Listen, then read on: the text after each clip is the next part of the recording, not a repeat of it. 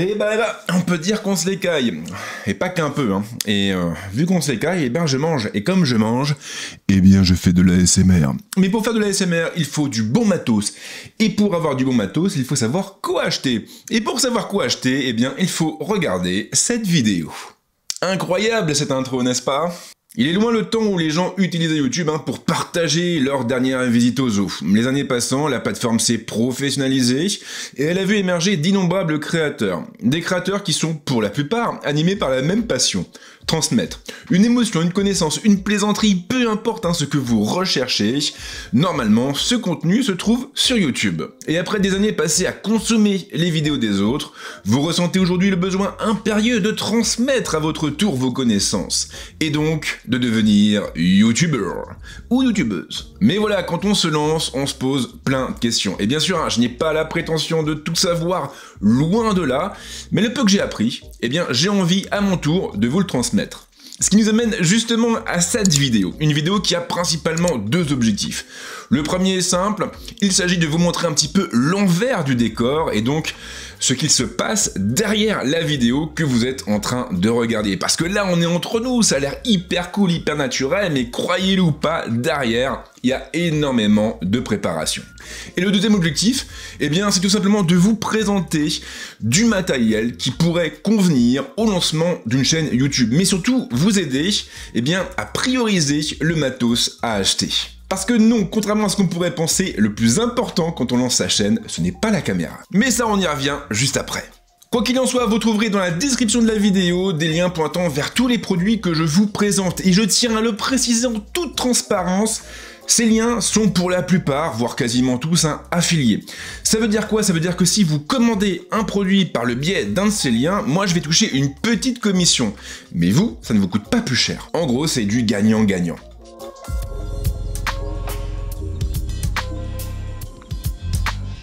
C'est sans doute l'étape la plus importante et curieusement, c'est aussi celle dont on parle le moins. Si vous voulez faire des vidéos qui se tiennent, alors il vous faut un minimum de préparation. Et là finalement tout va dépendre de votre profil. Les vlogueurs par exemple ont pour particularité de n'avoir pas vraiment besoin de préparation. Ils cherchent avant tout à partager l'instant qu'ils sont en train de vivre. Du coup, si vous êtes à l'aise avec l'improvisation, si vous voulez privilégier ce type de contenu, alors une simple liste des moments forts de votre vidéo suffira. Une liste que vous pourrez directement coucher dans un carnet par exemple ou dans une application de prise de notes. En ce qui me concerne, vraiment tout va dépendre du contenu, tout va dépendre de la vidéo que j'ai envie de réaliser. Pour une vidéo très construite, une vidéo un peu complexe comme des tutos, des tests, là je préfère clairement écrire l'intégralité du script. Et je le fais le plus souvent sur Note. Alors pourquoi sur Note? Eh bien parce que je travaille avec les produits Apple, je suis dans l'écosystème Apple et l'avantage avec Note, eh bien c'est que tous mes éléments, tous mes carnets, tous mes répertoires sont automatiquement et en toute transparence synchronisés entre mon iPhone, mon iPad et mon Mac. Je sais donc toujours où ces notes se trouvent. Et ça me permet par exemple de commencer un script dans le RER sur mon iPhone, de le poursuivre dans le canapé sur mon iPad et de le finaliser par exemple sur mon Mac. Après, derrière, je fais de plus en plus des formats un peu plus libres. Et là, pour les formats libres, je m'appuie toujours sur Note, c'est vrai, mais j'écris pas le script complet. Ce que je fais, c'est que j'écris les points importants pour être sûr de ne rien oublier une fois le tournage commencé. En parallèle de Note, il y a aussi une autre application que j'utilise de plus en plus, GoodNotes. Et oui, il y a encore du note dedans. Alors, concrètement, on pourrait dire que GoodNotes est à l'écriture manuscrite, ce que Note est à l'écriture tout court. En gros, donc, cette application est entièrement tournée vers l'usage au stylet, et donc là, plus précisément, au pencil. Elle permet de noter rapidement ses idées, de faire des croquis, et elle peut vraiment être redoutable quand on bosse sur une très grosse vidéo, comme un guide d'achat par exemple. Grâce à elle, on peut ordonner ses idées, débroussailler un peu le terrain, avant de passer à la phase d'écriture. Donc concrètement ici, vous aurez besoin au choix d'un carnet de notes et d'un stylo, ou bien d'un téléphone, du tablette et d'un ordinateur. Et bien sûr d'une application de prise de notes, si vous n'êtes pas du genre à griffonner sur de vrais supports. Et j'insiste vraiment là-dessus, hein, plus vous allez préparer votre vidéo en amont, et moins vous allez perdre de temps en tournage. Et je vais prendre l'exemple de ma dernière grosse vidéo, ma vidéo de Tesla. Quand j'ai commencé à l'écrire, je me suis dit voilà, qu'est-ce que tu veux mettre dedans? Et ce que je voulais mettre dedans, en l'occurrence, c'était des plans tournés au drone, parce que c'est toujours plus sympa quand on parle de bagnole d'avoir des vues un peu aériennes. Sauf que voilà, on est en France, il y a plein de lois, plein de règles, des réglementations à n'en plus finir, et vous ne pouvez pas voler en drone n'importe où. Donc ce que j'ai fait, avant même de commencer à écrire vraiment ma vidéo, eh bien j'ai déjà commencé à faire du repérage. Donc j'ai été sur Géoportail pour essayer de voir un petit peu les zones où je pouvais tourner. Donc je cherchais des routes un peu isolées, hein, donc de préférence sans passage. Fort heureusement, j'habite en Seine-et-Marne et bon voilà, vous faites 20 km et vous êtes dans le trou du cul du monde, donc ça aide un petit peu. Et puis après j'ai été sur place justement pour voir un petit peu la topologie des lieux, voir un peu les routes, voir s'il y avait du passage, repérer aussi des endroits pour m'arrêter, parce que je savais que je voulais faire plusieurs plans différents, avec plusieurs caméras différentes, et donc que j'avais besoin de pouvoir m'arrêter facilement sur le bas-côté, sans pour autant gêner la circulation. Parce qu'évidemment, hein, l'idée quand vous tournez une vidéo, c'est pas de faire chier tout le monde en vous mettant au milieu de la route et en gueulant très fort dans un micro, hein. C'est pas comme ça qu'on fait des vidéos. Et donc voilà, il y a eu beaucoup de préparation en amont, mais ça m'a pris peut-être une journée, une demi-journée avec le repérage, donc une journée et demie on va dire, mais derrière quand j'ai été tourné, je savais où j'allais, je savais ce que j'allais faire, je savais déjà les plans que j'allais tourner, je savais où j'allais pouvoir m'arrêter, et ça m'a clairement aidé, parce que sur le tournage du coup, j'y ai passé que 3 ou 4 heures. Et je pense que sans cette phase de préparation, j'y aurais passé facilement le double.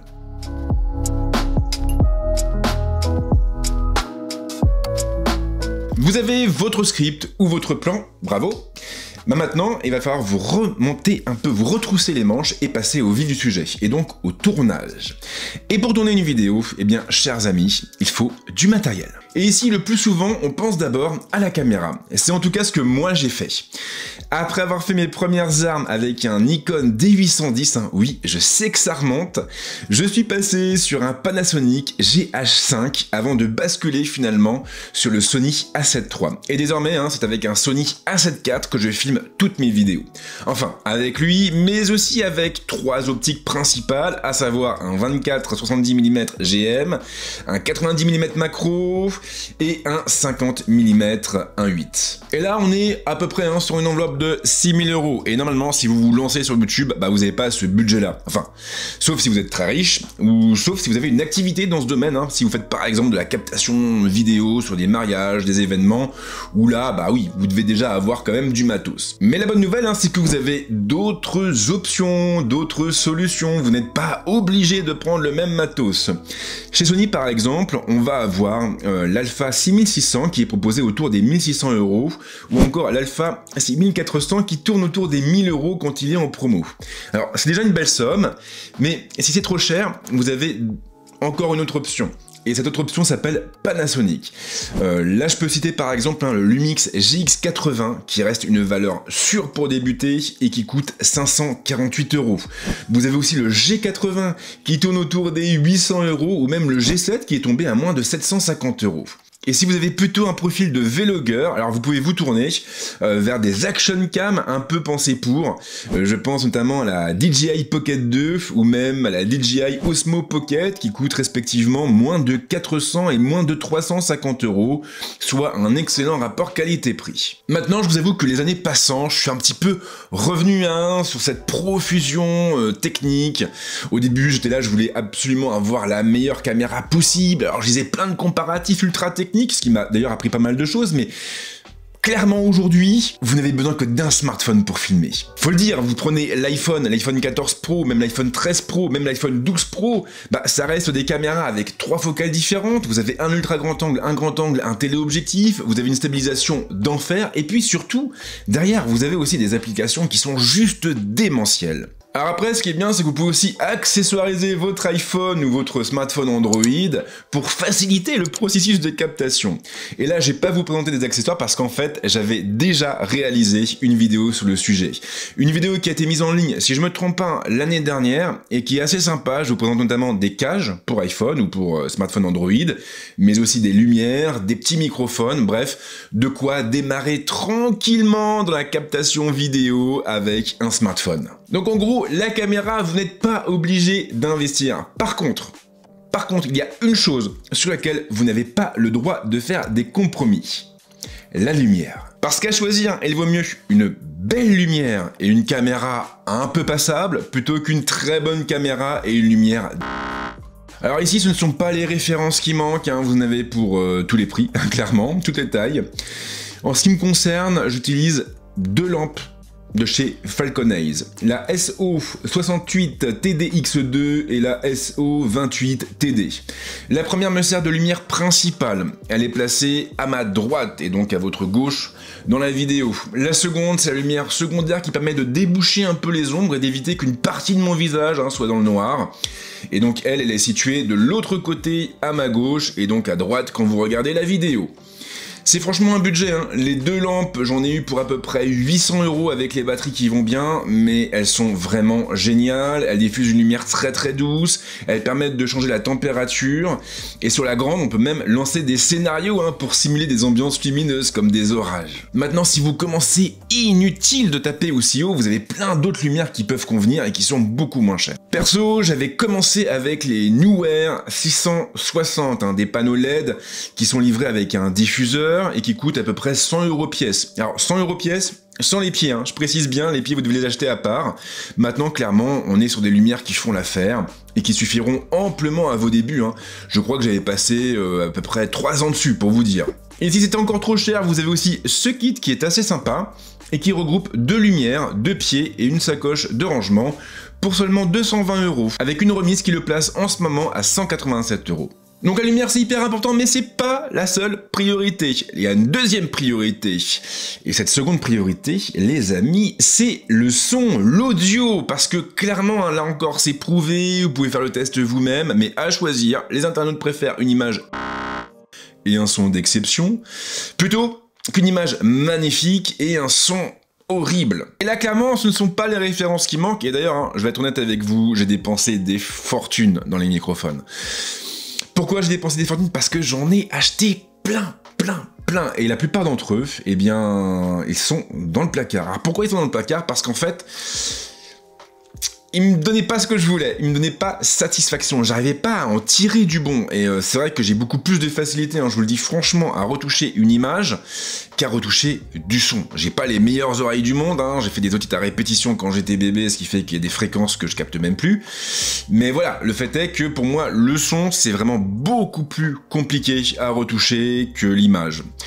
Et au final, aujourd'hui, eh bien, il y a 3 microphones que j'utilise. Des microphones que j'utilise depuis longtemps, et que je ne suis pas prêt de remplacer. Celui que vous voyez sur quasiment tous mes facecam, c'est celui-ci, le Sennheiser MKE 600.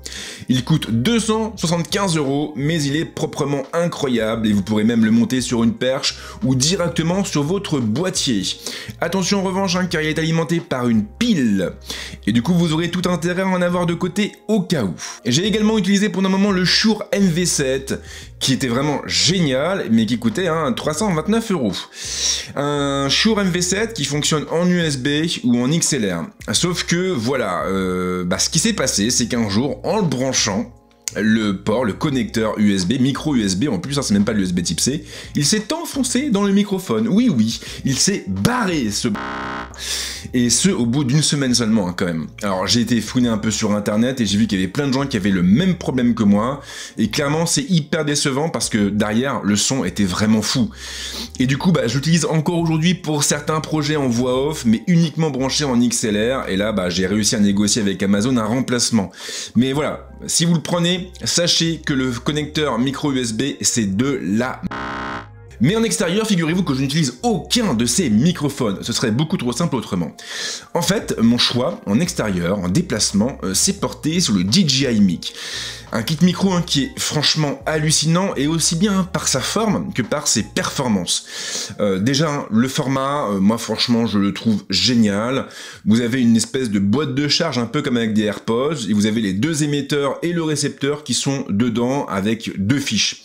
Alors pourquoi 2 fiches? Parce qu'en fait ce micro, le récepteur, vous pouvez le brancher sur un boîtier, Ou sur un smartphone, et sur un iPhone ou un smartphone Android.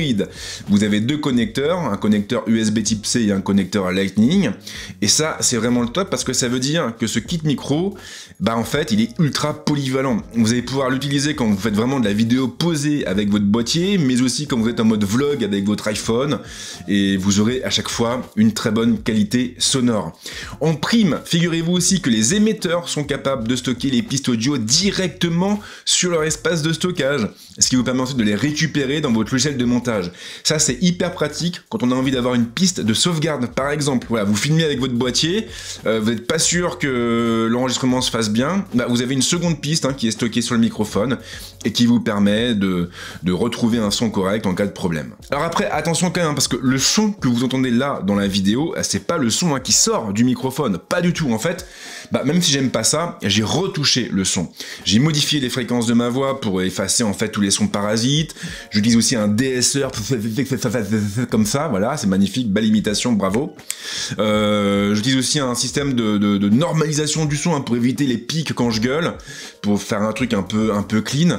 Donc ce preset que j'ai fait avec mes petites mimines, franchement, il m'a pris 2 jours. Ouais, 2 jours. J'ai passé 2 jours à écouter du son en boucle pour essayer de trouver ces réglages, et même s'ils sont pas incroyables, en vrai, putain, je suis tellement fier d'avoir réussi à faire ça, vous imaginez même pas. Donc on a parlé de quoi? De la caméra déjà, ça fait longtemps qu'on parle là d'ailleurs. On a parlé donc de la caméra, on a parlé des lumières et du son, donc ça c'est super, sauf que derrière, sur certains projets, vous risquez d'avoir besoin de matos supplémentaires. Et là, je vais rebondir sur ma vidéo de Tesla où j'ai fait appel à 2 autres caméras. Un drone et une caméra d'action. Alors le drone en question, c'est le DJI R2S, c'est un drone que j'ai acheté en décembre dernier pour la nouvelle année, et qui suffit amplement à couvrir mes besoins. Il peut shooter de très très belles vidéos, ou même de très belles photos, mais aussi filmer en DCine-like, un format qui est un petit peu flat et qui permet de faire de jolies choses en post-production. On a aussi quelques modes automatiques qui sont très pratiques quand on débute et qu'on a envie de réaliser des plans un peu chiadés, mais qu'on a encore du mal avec la petite manette. Le prix par contre, il pique sérieusement. Moi j'avais pris le pack Fly More Combo et il m'avait coûté 1200 €. Et le truc, c'est que ce pack il est vraiment indispensable. Parce que dedans vous allez avoir la sacoche de transport, bien sûr, mais aussi et surtout 2 batteries supplémentaires. Et donc un total de 3 batteries, avec un chargeur qui peut les recharger. Alors c'est pas en parallèle, c'est en série. Et franchement, quand vous voulez faire des plans en drone, 3 batteries, c'est pas de trop. Une batterie, vous allez pouvoir voler peut-être 25 minutes, et je vous le dis, en 25 minutes, entre le placement du drone, le lancement de la séquence, la manipulation pour essayer de trouver des plans un peu cool, ça passe hyper vite. Surtout qu'il aura besoin d'au moins 4 minutes de batterie, ou 5 minutes, je sais plus, pour revenir au sol, histoire d'éviter de je disparais et je le retrouve plus jamais mon drone. Voilà, donc vraiment 3 batteries, c'est pas de trop, je vous le conseille. Après vous avez le pack normal qui coûte 1000 balles, donc si vous avez déjà des batteries compatibles, ou si vous avez un bon plan pour acheter des batteries pas chères, ça peut aussi le faire. Et après, si vous n'avez pas du tout le même budget, si vous ne pouvez pas mettre autant d'argent dans un drone, eh bien vous avez aussi le DJI Mini Pro 3 qui est très très bon et qui coûte en fonction des packs entre 735 et 1000 €. Pour la caméra d'action, vous avez là encore l'embarras du choix, et je sais que la plupart des youtubeurs travaillent avec des GoPro, mais c'est pas mon cas. Moi je suis resté chez DJI et j'utilise principalement l'Osmo Pocket, le premier du nom, qui me suffit en fait. Alors c'est pas la meilleure image du monde, mais on a toujours un format flat pour étalonner plus facilement après. La stab est franchement remarquable, vraiment. Et puis après moi j'ai acheté des grosses ventouses pour les fixer à la bagnole, histoire que la caméra, je la perde pas quoi. Et au niveau des ventouses par contre, si je peux vraiment vous donner un conseil, c'est de prendre des ventouses avec 3 pieds. Je vais aussi mettre un lien dans la description. J'ai testé plein de ventouses différentes, et la plupart, je vous le dis, c'est de la voilà, la grosse, clairement, de la dasse de chez. Vous mettez le truc, soit vous n'arrivez plus à décoller de votre voiture, et là vous avez l'air con quand c'est une Tesla, n'est-ce pas? Parce que la peinture chez Tesla, c'est pas ça. Soit le truc se casse la pendant le tournage, et si vous l'avez accroché sur une voiture, c'est compliqué quoi. Voilà, c'est très compliqué.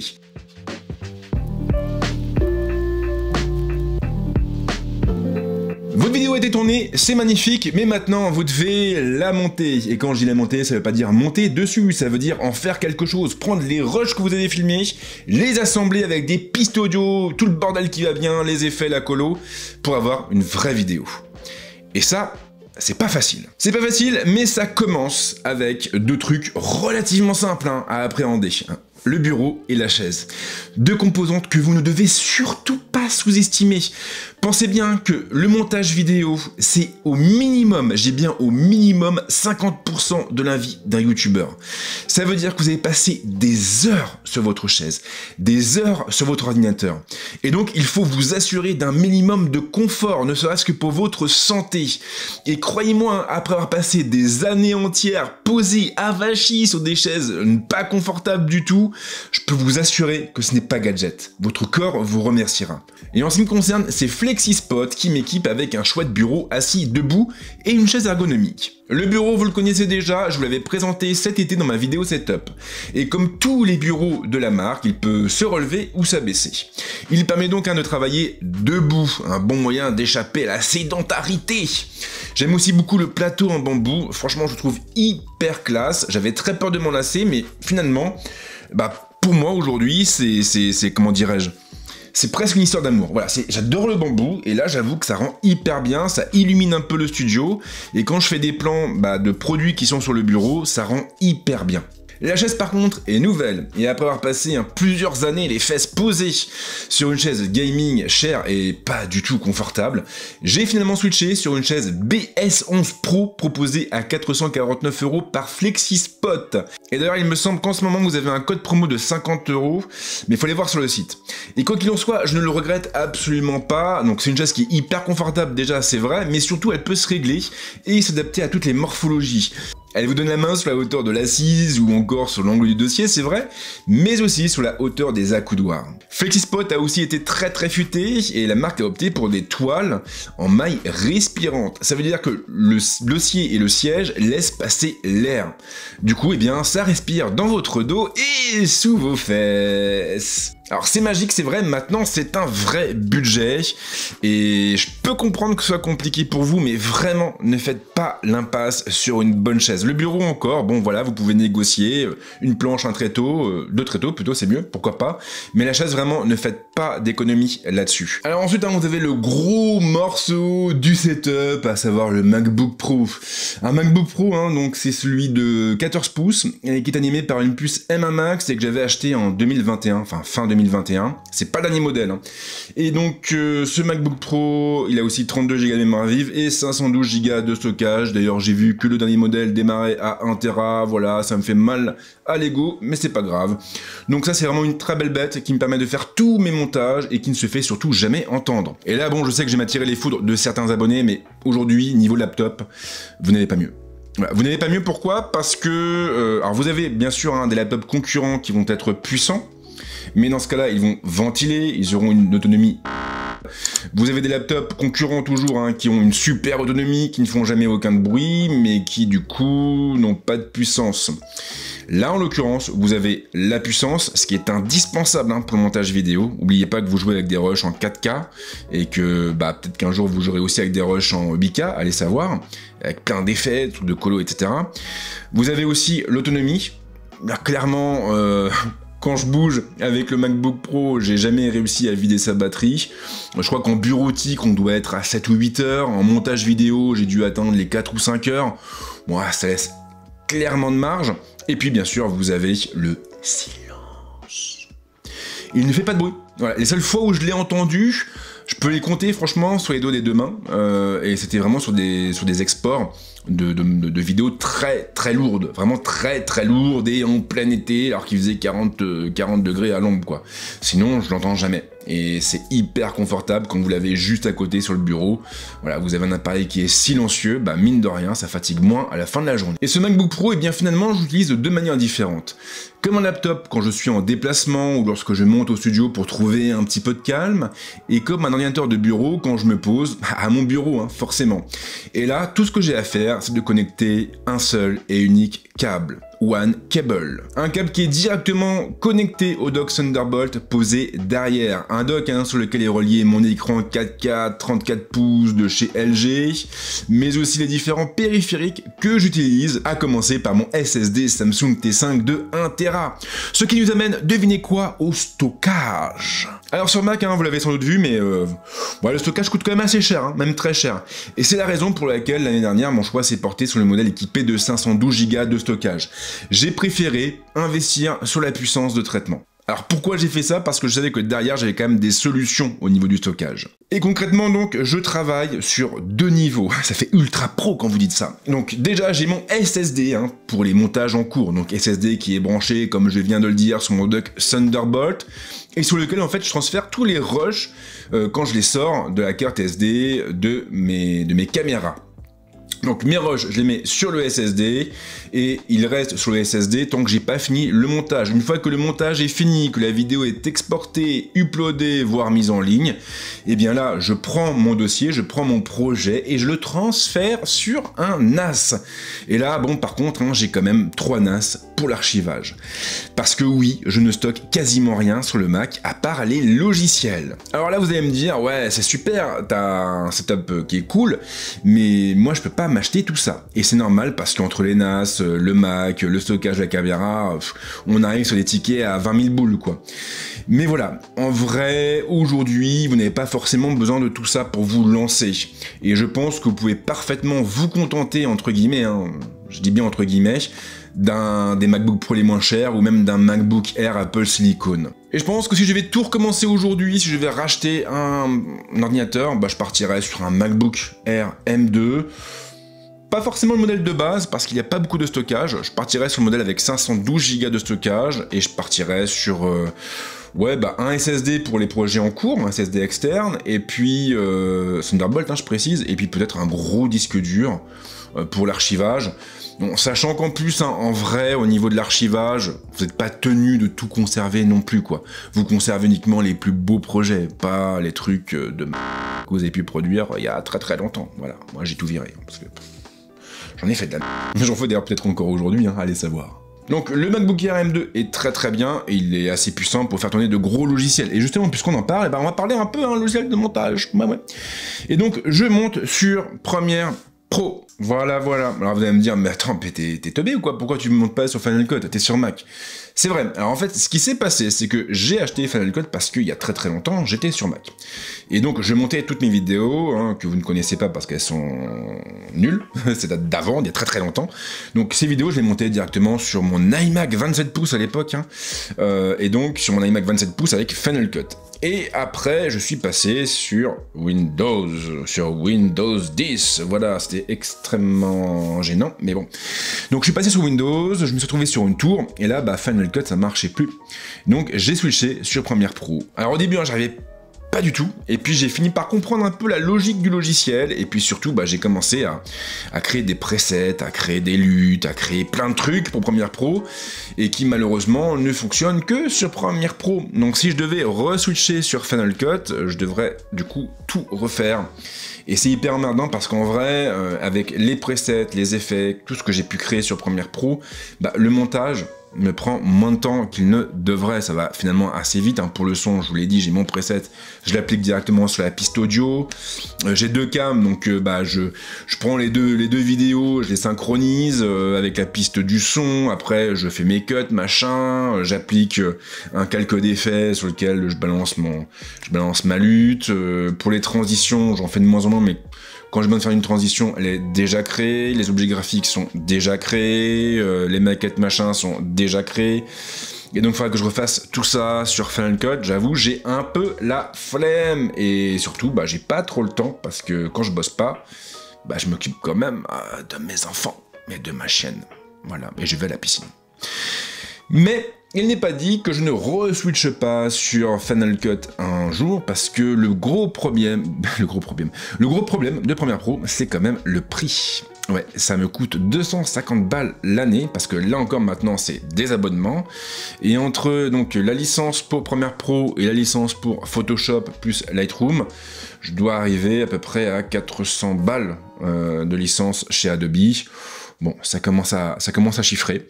Donc peut-être que je finirai par basculer sur Final Cut ou sur DaVinci, et pourquoi pas sur Pixelmator, puisque lui aussi je l'avais acheté. Voilà. Mais pour l'instant, c'est pas le cas. On est bien là. On discute tout ça. Combien là? Ouf, mon dieu, cette vidéo va être hyper longue, désolé. Vous pouvez la regarder en plusieurs fois au pire.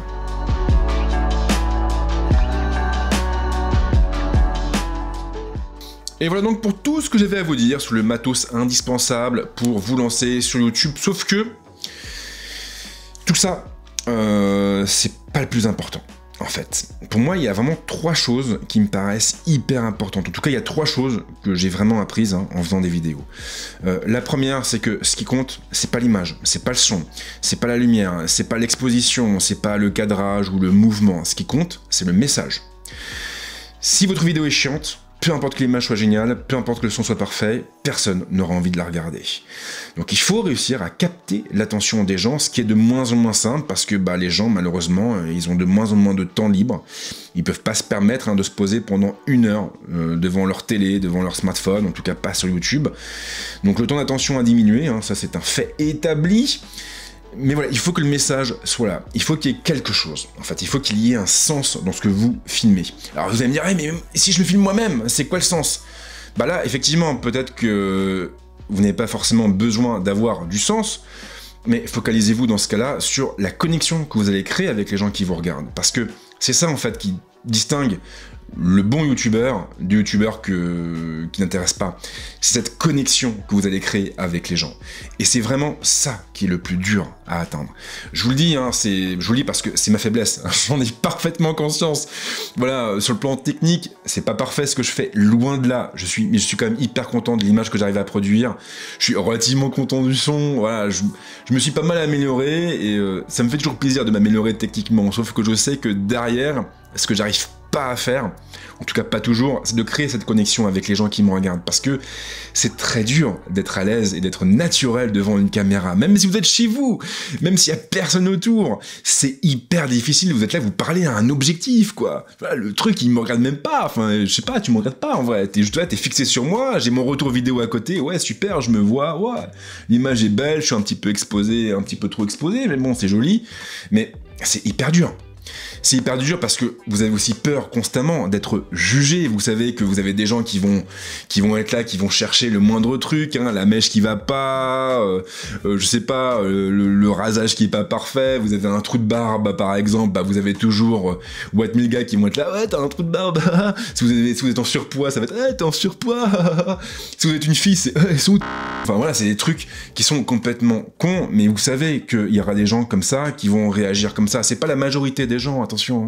La plupart des gens sur Internet savent se tenir, sauf que ceux qu'on va le plus entendre, ce sont ces gens-là. Et quand vous avez peur de la moquerie, quand vous avez en plus un passé pas forcément évident, parce que voilà, aujourd'hui, vous avez... Voilà, on a tous été harcelés à un moment donné ou à un autre. Chez certains, ça a duré plus que d'autres. Moi, j'ai été très harcelé au collège. Vraiment, ça a été l'enfer pendant des années. Et aujourd'hui, me livrer comme ça à vous par le biais d'une caméra, c'est un exercice qui est hyper compliqué. Mais c'est indispensable. Sans cette connexion, vous n'êtes qu'un gars ou qu'une fille qui parlait à une caméra. Et les gens, ils ont pas envie de ça. Ils ont envie d'éprouver quelque chose. Ils ont envie d'une émotion. Et peu importe ce que vous voulez transmettre, mais il faut qu'il y ait cette émotion. Et c'est vraiment le plus dur à atteindre. Si vous y arrivez, si déjà vous êtes à l'aise avec une caméra, moi j'ai envie de dire bravo. Vous avez fait 90% du parcours. Maintenant, le reste, c'est que la technique. Ça s'apprend facilement. N'importe qui peut apprendre de la technique. N'importe qui. Être naturel, créer une connexion émotionnelle avec les gens, c'est plus compliqué. Deuxième chose qui me paraît hyper importante, un setup ne se construit pas en un jour. C'est comme la ville de Rome. Ils l'ont pas faite en un jour. Bah non, c'est trop compliqué. Bah c'est pareil pour un setup. Là, vous vous dites, ouais, le mec, il a, je sais pas combien de milliers d'euros de matos. C'est incroyable, je pourrais jamais avoir tout ça. Et bah je vous le dis clairement, il y a 10 ans, j'aurais jamais imaginé avoir ce matos-là. Sauf que entre deux, bah j'avais lancé ma boîte, j'avais une activité à côté qui dégageait des bénéfices qui étaient corrects, qui étaient pas non plus, voilà, j'étais pas, ouh, super, on va griller, on va cramer des billets de 500 et tout, mais voilà, l'argent que j'avais, j'ai pu le réinvestir dans la vidéo parce que je savais que tôt ou tard, j'aurais envie de switcher vers la vidéo parce que ça me parlait beaucoup plus que ce que je faisais à l'époque. Donc voilà, j'ai investi sur plusieurs années et même à la rigueur, le matos, en vrai, si demain vous m'enlevez tout ça, si je devais repartir de zéro, je pense que je me prendrais beaucoup moins la tête en fait. C'est-à-dire que je filmerais avec mon iPhone par exemple, qui coûte déjà cher, hein, dans ce sens-là c'est mieux, qui coûte cher, mais voilà, un iPhone ça reste quand même moins cher que ma caméra et son optique. Hein. Donc je filmerais avec mon iPhone, je le mettrais dans une cage pour pouvoir mettre une lumière dessus, un microphone. Je resterai avec le DJI Mic par contre, clairement, parce que c'est tellement un achat, vraiment, je crois que c'est le meilleur achat que j'ai pu faire cette année. Et voilà, et puis j'aurais peut-être un MacBook Air ou autre chose, hein, même un truc plus petit pour faire des vidéos rapides, et c'est tout. J'irai pas chercher plus loin, j'irai pas investir 3 000 euros, 10 000 euros, 20 000 euros, 40 000 euros dans une cam, parce que c'est pas ça qui fait la vidéo, je viens de le dire. Donc voilà, je me focaliserai vraiment sur une qualité d'image correcte, et puis je travaillerai peut-être plus mon contenu, plus ma présence, on va dire, ma personne, ce que j'ai envie de communiquer en vidéo. Et pour le troisième truc qui me paraît important, je vais rebondir sur un souvenir d'enfance. Alors mes grands-parents ont vécu un peu partout, ils ont vécu notamment à Paris, dans le Loiret, à Sainte-Maxime, donc 3 environnements très différents, et j'allais beaucoup chez eux en vacances. Mais ils avaient toujours les mêmes objets. Il y avait un objet en particulier qui a toujours attiré mon attention et qui m'a accompagné finalement durant une bonne partie de ma vie. Cet objet, c'était une gravure, sculpture, un truc moche, qui était accroché au mur, où il y avait un gars qui tenait un marteau et qui tapait sur une enclume. Inintéressant au possible, hein. C'était vraiment très très moche. Et il y avait écrit au-dessus, c'est en forgeant qu'on devient forgeron. Et je me rappelle que la première fois que je l'ai lu, je devais avoir 5 ou 6 ans. Je savais à peine lire, hein. Je savais lire un tout petit peu avant le CP, et j'avais lu ça. J'avais eu du mal à le déchiffrer parce que c'était écrit avec une typo un peu dégueu. Mais du coup, je m'étais dit, ah ouais, c'est en forgeant qu'on devient forgeron. Et c'était un peu comme une espèce de message caché. Alors après, j'ai appris que le père de mon grand-père était forgeron, et que c'est donc pour ça qu'il avait acheté ce truc horrible. Mais voilà, moi à l'époque, je savais pas ça quand j'avais 5 ou 6 ans. Pour moi, c'était juste, c'est en forgeant qu'on devient forgeron. Tu vois, le gros truc comme ça qui s'allume dans ton esprit et qui m'a accompagné durant toute mon enfance et durant une bonne partie de ma vie adulte. Et aujourd'hui, j'ai envie de vous le dire, c'est en forgeant qu'on devient forgeron. C'est en faisant de la vidéo qu'on devient vidéaste. Si vous sortez, que vous commencez à filmer et que vos vidéos sont à chier, mais c'est normal, et heureusement, j'ai envie de dire, c'est rassurant pour tout le monde, parce qu'en fait, on commence tous comme ça. Peu importe le youtubeur que vous aimez, que vous suivez, que vous adulez, et d'ailleurs, évitez d'aduler des youtubeurs, il n'y a rien de pire, mais bon, peu importe le youtubeur que vous aimez, que vous suivez, on a tous commencé de la même façon, en faisant des vidéos à chier. Parce que voilà, au début on est là, on a une caméra, on sait pas comment ça marche, on sait pas comment se comporter. Prenez Marquis Brownlee pour aller voir sa première vidéo. C'était un gosse à l'époque, il devait avoir 11 ans, il se filmait, voilà. En France, prenez JB par exemple, il a commencé à 15 ans, 14-15 ans, je sais plus. Et quand vous voyez sa première vidéo, vous le voyez, il est un peu penaud, c'est un enfant quoi, normal, comme tous les gamins. Mais voilà, il a continué, et au fur et à mesure, il a appris des trucs. Marquis Brownlee aussi a appris des trucs au fur et à mesure. Brandon le Proctor, c'est aussi un pote, il a appris au fur et à mesure. On a tous fait comme ça, donc si vous commencez à filmer et que vous n'aimez pas le résultat, c'est pas grave, continuez, encore et encore. Et plus vous allez filmer, et plus vous allez devenir bon dans le fait de filmer. Et ça marche avec tout, d'ailleurs, ça marche avec tout. Peu importe ce qui vous intéresse, peu importe la discipline, le sport, l'activité, quoi que vous fassiez, en fait, plus vous allez répéter les gestes, plus vous allez répéter les essais, et plus vous allez vous perfectionner. C'est ce que j'essaie d'apprendre à ma fille, c'est hyper compliqué, parce qu'elle veut réussir tout du premier coup, et ça ne marche jamais, et du coup ça la saoule, bref, mais voilà, vraiment, c'est en forgeant qu'on devient forgeron. N'oubliez pas ça, moi ça m'a aidé à me construire, si ça peut vous aider vous aussi, tant mieux, puis au moins vous n'avez pas la gravure. En tout cas, merci de m'avoir suivi. Je sais que la vidéo est très très longue, mais en ce moment je fais que des vidéos très très longues, je suis désolé, c'est juste que j'ai plein de trucs à dire, et voilà, ça prend du temps. J'espère vraiment qu'elle vous a plu. Si c'est le cas, vous savez ce qu'il faut faire pour me soutenir, je vais pas le répéter encore une fois, mais en tout cas, je vous remercie vraiment du fond du cœur de m'avoir suivi jusque-là, parce que si vous êtes encore là en train de regarder ce que je suis en train de dire, c'est que vous êtes patient quand même, donc bravo, merci à vous, et puis bien sûr, je vous dis à très très vite pour de nouvelles vidéos, et voilà, j'ai pas mal de sujets de prévus encore. Je sais pas si je vais pouvoir tout faire avant la fin de l'année, mais bon, je fais au mieux. En tout cas, en attendant, bonne semaine ou bon week-end. Ciao.